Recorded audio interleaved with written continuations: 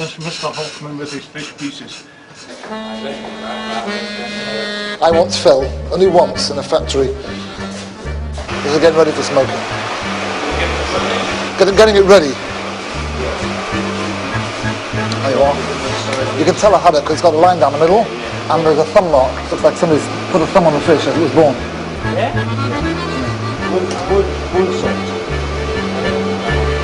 According to Jewish law, for fish to be kosher, they must have fins and scales. What is it? What is this writing? So small haddock. Small one. Small fish costs more money. But this costs more money than the big fish? Really? Yeah. What time do you look like that? No. Because there's more. When you buy it, that's why you buy sometimes a small packet. Yeah, it costs you more than a big packet per rata. Yeah. Every added ingredient has to be kosher. Even the yellow colouring comes from a source that's been approved. And the lemon colour from Pointings. It's just a powder colour, it's about. Just powder one. The other one's a powder. Just this one's a liquid. Yeah. These are haddocks. Just Coley. Is it all up and down? Yeah. It's cracked pepper granule from Global Foods or Gourets. Garlic and herb. It's coming from either from Global Foods or from Gourets. It's been checked out. The fish are seasoned with pepper, garlic and herbs. It all has to be kosher, and they have to make sure there's no chance of any non-kosher ingredients getting in by accident. Smells good, that, anyway. The final stage, the boxed fish with the Beth Din stamp of approval, ready for 100 Sabbath suppers. Let's have a look at the chill.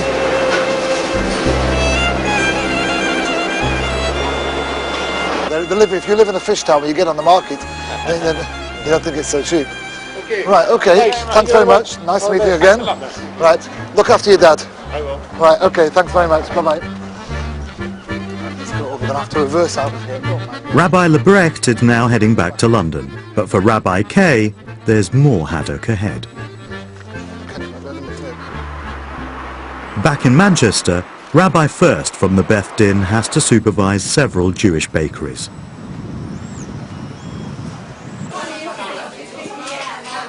He has to make sure his ingredients are kosher too. Even the eggs have to get his approval. How many eggs a day?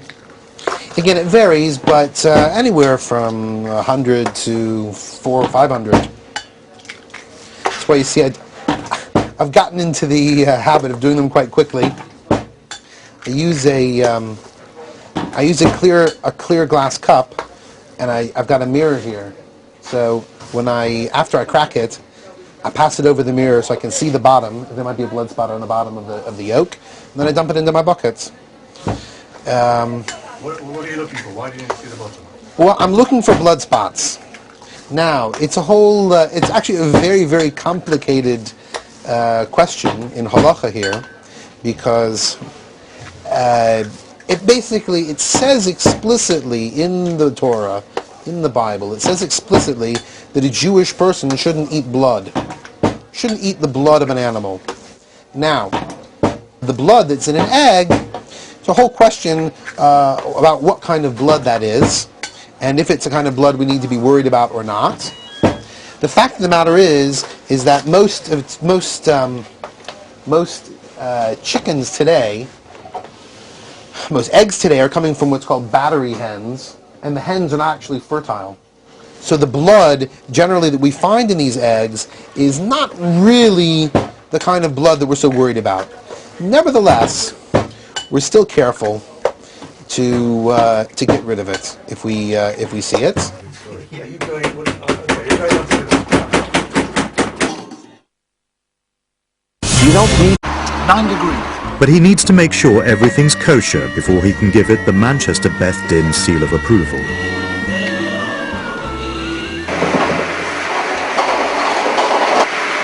We're going to do sorting later, huh? Ah, right. Yeah. I'm looking for a job. Real work. Oh, now you're being cheeky. Real work. In the same room as the salmon, they're processing shellfish. But Orthodox Jews don't eat shellfish. They're not kosher, so they shouldn't mix. These tables have to be used for salmon, or Just used for this. That's it. Nothing else goes on to this. No salmon is... are these queen ones or king ones? These are king.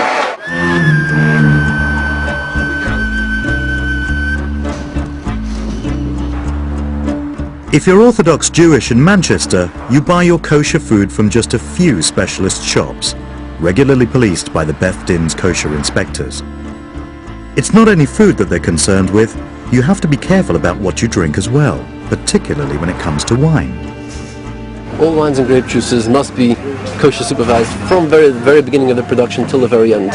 So this is to do with intermarriage, socializing with non-Jewish people. I think the preservation of the Jewish people as an independent people, the way it's been, the way it continues to be throughout the generations, has depended on, in part, the fact that we socialized amongst ourselves. And for that reason, there's a prohibition on drinking wines made not by Jewish people.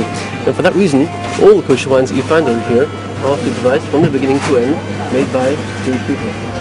In the olden days, that was only social drink, no whiskey or no beer or anything else. And it was felt that by way of preserving, if you like, our identity, one would put some obstacles and difficulties in the consumption of wine, so as to ensure that it's not used improperly and out of hand, so to speak. Because of its importance as a mind-affecting drug, if you like, that was the one that was there. And it had some connotations of idol worshipping as well, hence the very restrictive laws were applied to the production of wine. But as I say, it goes back in the very long past where idol worshipping was quite prevalent, and people, as soon as they came across a bit of wine, they tried to somehow turn it into an act of worship, and in order to keep away from that, that regulation was imposed. Some said, since we've got no idol worshippers in our countries anymore, you either got Christians or Muslims, maybe those regulations should no longer apply. But it is clearly stated, clearly debated, and nevertheless rule, it's in no way can that enactment, although the reason behind it has fallen away, can it be set aside.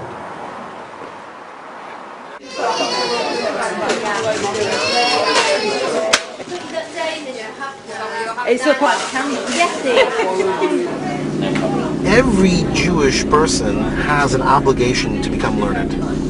We're all have an obligation to be involved in learning Torah. There's no such thing as someone who's, he's just involved in business and he's not involved in learning. Everyone has an obligation to learn. We spend a lot of time figuring out and thinking, well, what if? What if this happened? What if that happened? I know I have a lot of arguments with, I've had a number of kind of discussions with the bakers, arguments over when they're baking cheese Danish. Now they bake cheese Danish, they make a little Danish, and they put a dollop of cheese in the middle. And sometimes the cheese will overflow the edges of it. Now, if that Danish happened to be at the end of the sheet, and the cheese spread out and it went over the edge of the tray, it would fall into the floor of the oven, and then it would give the oven a dairy quality. And if they then put a loaf of bread into that oven right away, so that loaf of bread would have a dairy quality, right? So I have gone to great lengths to convince the bakers to bake their cheese Danish in trays that have edges on all four sides, so that they won't have this possibility of what if the cheese goes over the edge, right? So in the same way, we apply this kind of thinking to everything we do. What if this could happen? What if that could happen? We're afraid. We are afraid of the spiritual damage that might come to ourselves, so we make that effort.